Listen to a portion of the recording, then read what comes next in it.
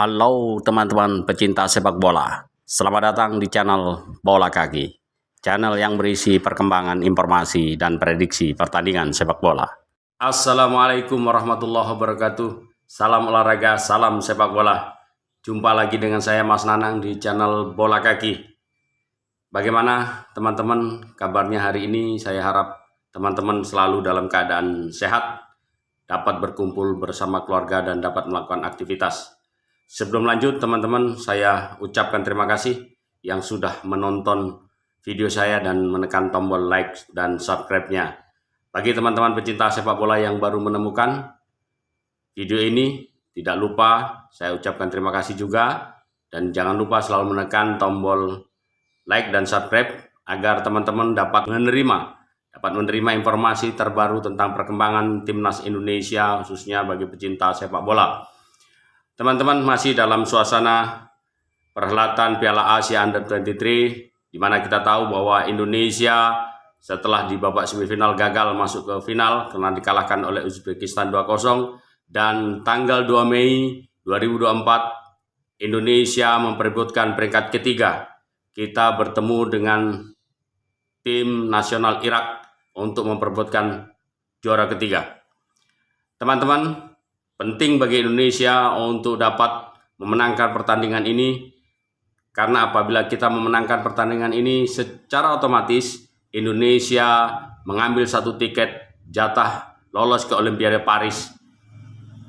Di bulan Juli mendatang kita akan bermain dalam suasana perhelatan Olimpiade.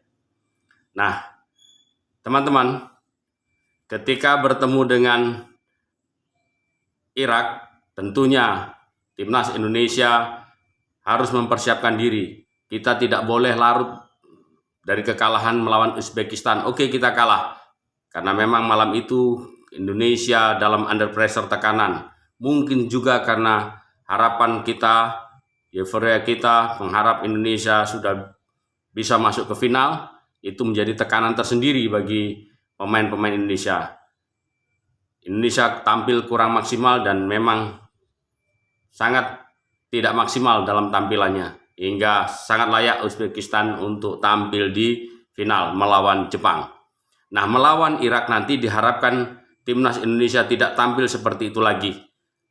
Tanpa beban, main lepas, terjadi kekompakan, lini tengah, dari lini belakang, lini tengah, dan depan diharapkan dapat tampil secara maksimal.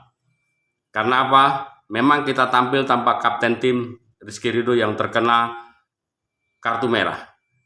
Tetapi kita sudah kembalinya striker Rafael Struijk dari akumulasi kartu. Tentu ini akan menjadi sebuah keuntungan.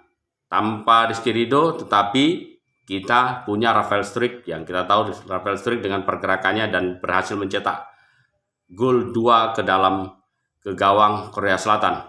Teman-teman, bagaimana kalau seandainya Indonesia sudah bisa mengamankan tiket dan jika kita menang melawan Irak, maka secara otomatis Indonesia lolos pada Olimpiade Paris. Ya, Olimpiade Paris di bulan Juli, kita akan berada di grup B. Jadi jatah kita sebagai juara ketiga wakil Asia, maka posisi pot pada Olimpiade ini hitung-hitungannya ya akan berada di posisi B, pot B. Di situ ada di grup B ada Argentina, ada Ukraina dan juga Maroko. Wow, memang luar biasa. Ini grup yang sangat keras karena di situ menghuni negara-negara terbaik.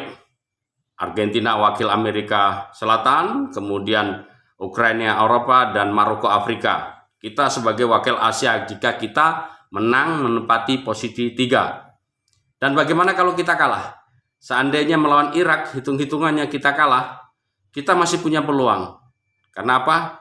Ada playoff tanggal 9 Mei melawan Guinea, wakil Afrika. Nah, di babak playoff ini seandainya kita menang, kita akan berada di grup A. Di situ menunggu Prancis, kemudian ada Amerika Serikat dan Selandia Baru. Memang kelihatannya lebih ringan daripada grup B. Dalam hitung-hitungan mungkin lebih menguntungkan kalau playoff. Artinya kita kalah melawan Irak. Tetapi itu hitung-hitungan yang menurut saya kurang pas. Kenapa? Jika berpendapat seperti itu, kita ingat bahwa ajang Piala Asia Under-23 ini sebagai ajang menuju Olimpiade. Target kita adalah masuk pada Olimpiade. Sangat berisiko apabila kita mengandalkan playoff. Karena belum tentu pemain-pemain yang bermain pada hari ini, pada pagelaran ini, bisa tampil pada playoff. Kita tahu bahwa pagelaran ini atau ajang Piala Asia Under-23 ini bukan agenda FIFA. Maka belum tentu kita bisa bermain full team seperti hari ini. Nah, jika itu terjadi, bagaimana kondisinya ketika melawan Guinea? Nah, ini berbahaya. Jika itu terjadi, maka lebih baik kita amankan, menangkan melawan Irak, maka insya Allah posisi tiket sudah di tangan. Tidak berisiko untuk tidak lolos ke Olimpiade. Karena target pada Piala Asia ini adalah bukan juara, tetapi lolos Olimpiade Prancis. Maka target itu dulu dipenuhi. Ini menurut hitung-hitungan. Nah, teman-teman, bagaimana secara taktikal? Nah, itu tadi peluang Indonesia lolos ke Olimpiade dan hitung-hitungannya. Bagaimana sendiri permainan Irak? Irak memang ketika melawan penyisian kalah melawan Thailand, tapi itu bukan ukuran. Sebab kita tahu bahwa pada level senior kita 2 kali kalah melawan Irak. Ya, ini kita pernah kalah di ajang Piala Asia, pra Piala Dunia, kita kalah melawan Irak. Nah, tentunya ini harus menjadi evaluasi. Memang itu tim senior, tetapi beberapa pemain ini memang pemain Irak sudah masuk pada tim senior yang juga tampil pada Piala Asia Under-23. Nah, ini juga harus diantisipasi. Pola permainan Irak itu sama seperti Asia Tengah, artinya Timur Tengah. Seperti apa gaya mainnya? Ya merapat, kemudian crossing menyilang dengan harapan terjadi heading, kemudian tusukan-tusukan.